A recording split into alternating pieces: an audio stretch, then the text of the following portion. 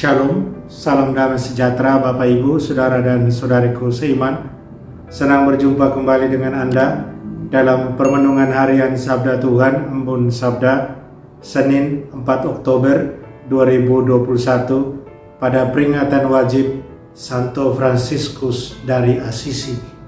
Semoga Anda dalam keadaan sehat walafiat, tetap semangat, tetap tersenyum dan tetap berpengharapan pada Tuhan kita Yesus Kristus. Anda selalu dalam lindungan kasih-Nya.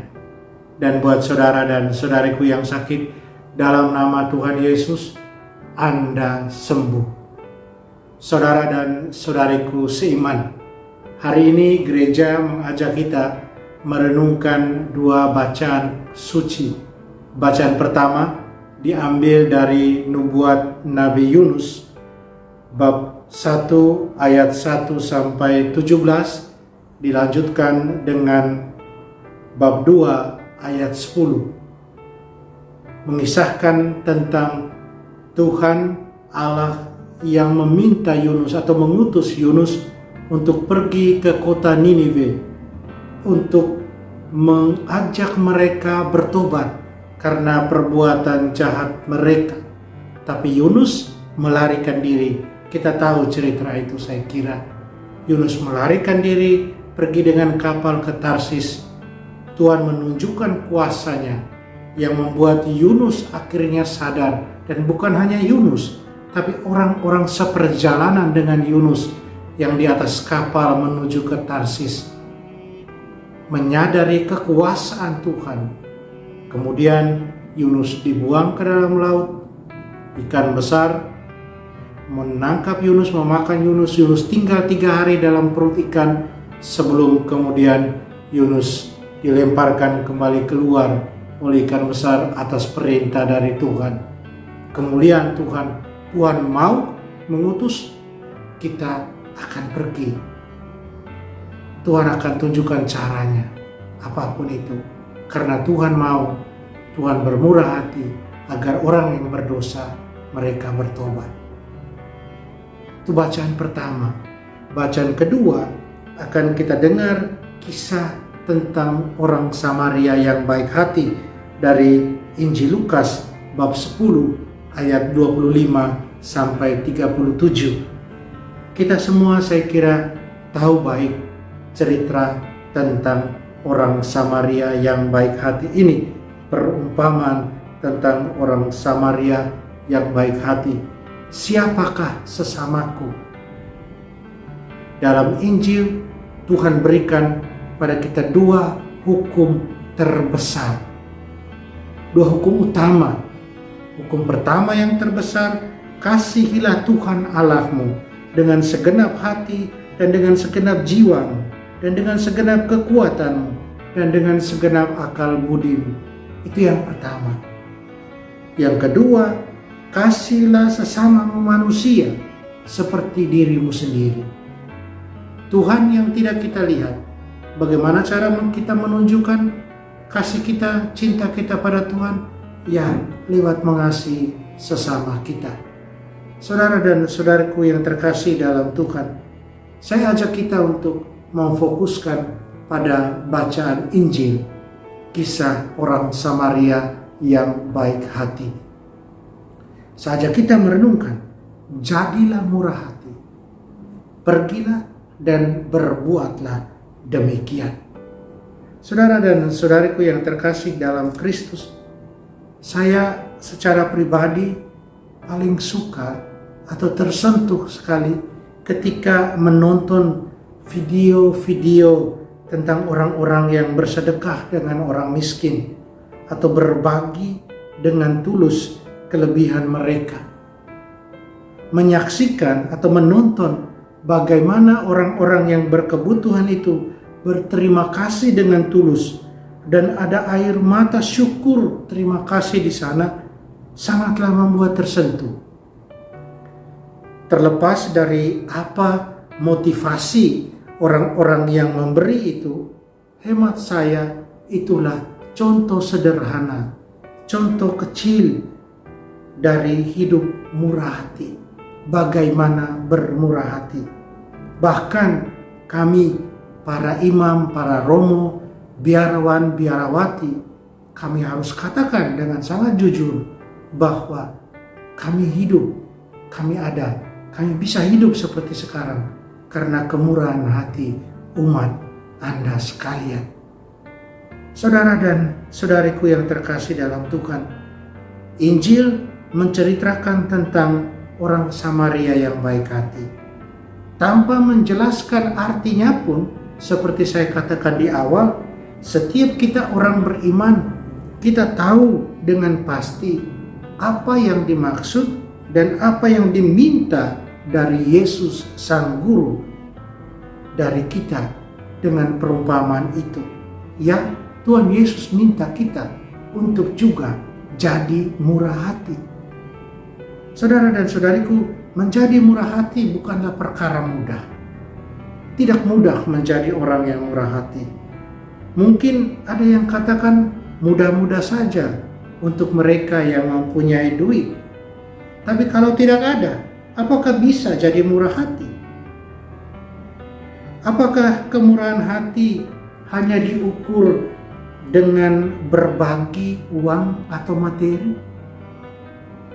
Saya kira tidak demikian. Dan saya percaya itu tidak demikian. Kemurahan hati bisa dilakukan, bisa diwujudkan dengan cara apa saja dan dalam bentuk apa saja.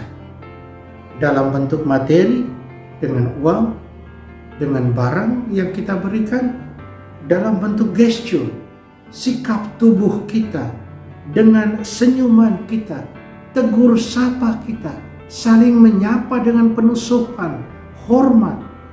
Itulah kemurahan hati. Bukankah demikian? Saudara dan saudariku, kita juga bisa berbagi kemurahan hati lewat kepintaran kita.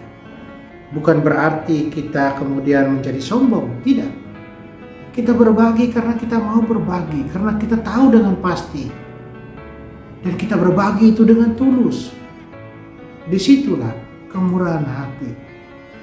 Saudara dan saudariku, perumpamaan orang Samaria yang baik hati mengajak kita menjadi orang Samaria juga yang baik hati. Bagaimana agar kita bisa memiliki sikap-sikap yang seperti saya sebutkan di atas? Hemat saya, ada beberapa sikap dasar untuk itu. Yang pertama, menyadari hidup ini adalah titipan Tuhan. Itu berarti apapun yang Tuhan titipkan pada kita, kekayaan atau apapun kelebihan yang ada pada kita, itu dimaksudkan oleh Tuhan untuk dibagikan, untuk di-sharekan kepada sesama, kepada mereka yang membutuhkan, dan bukan hanya kita genggam untuk diri kita sendiri. Semiskin-miskinnya kita bisa berbagi asalkan ada kemauan, ada ketulusan, ada cinta di sana. Karena semuanya hanyalah titipan semata dari Tuhan kita. Semakin banyak memberi, semakin banyak menerima. Semakin banyak berkat kita bagikan, semakin banyak berkat kita akan terima. Itulah mencintai Tuhan. Mencintai Tuhan lewat mencintai sesama. Yang kedua, keterbukaan dan kepasrahan pada Tuhan. Sikap terbuka dan kepasrahan total pada Tuhan menghantar kita pada kesadaran bahwa kita ini kecil di hadapan Tuhan dan Tuhanlah pemberi semuanya. Kita tidak bisa apa-apa tanpa Tuhan. Itu yang kedua. Yang ketiga, cinta dan iman pada Tuhan.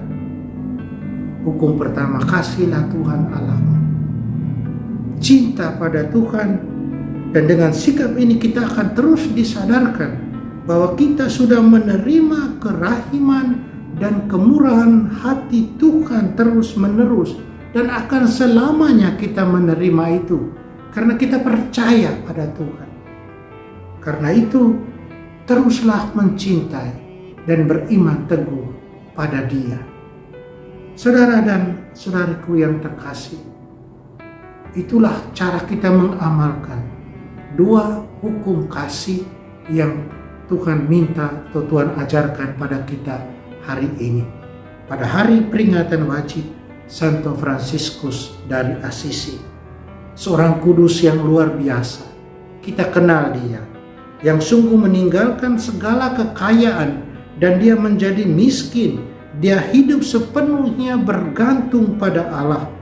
Dia hidup penuh iman pada Allah. Dia percaya Tuhan akan membuat semuanya baik. Dan dalam kemiskinannya, dia melayani orang-orang yang miskin. Kemiskinan tidak membuat dia kemudian mati dalam pelayanan. Kemurahan hati Bapa di surga, Santo Fransiskus tunjukkan tiada henti kepada mereka yang miskin dan membutuhkan, pada mereka yang membutuhkan perawatan. Satu contoh yang luar biasa buat kita orang beriman. Mari kita hidup jadi orang-orang yang murah hati. Mari kita jadi orang Samaria yang baik hati. Mari kita berbagi kelebihan kita. Jangan egois, jangan kikir. Ingatlah, Tuhan tahu apa yang kita butuhkan. Dan dengan berbagi, kita akan semakin menerima banyak. Percayalah. Amin. Mari kita berdoa. Salam Maria, penuh rahmat, Tuhan sertamu. Terpujilah engkau di antara wanita, dan terpujilah buah tubuhmu Yesus. Santa Maria, Bunda Allah, doakanlah kami yang berdosa ini, sekarang dan pada waktu kami mati. Amin. Mari kita mohon berkat dari Tuhan. Tuhan sertamu, kita sekalian, semua orang yang kita sayangi, kita kasih, segala usaha, rencana, dan kerja kita dilindungi, dibimbing, dan diberkati Allah yang Maha Kuasa, dalam nama Bapa dan Putra dan Roh Kudus. Amin.